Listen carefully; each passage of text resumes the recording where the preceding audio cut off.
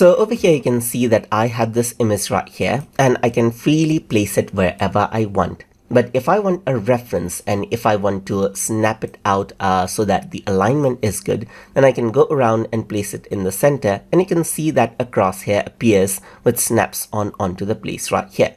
But what you can do is you can go around and enable out the snapping, which gives you a grid right here, as you can see. And what it allows you to do, it allows you to go around and take, let's say for example, this grid reference right here.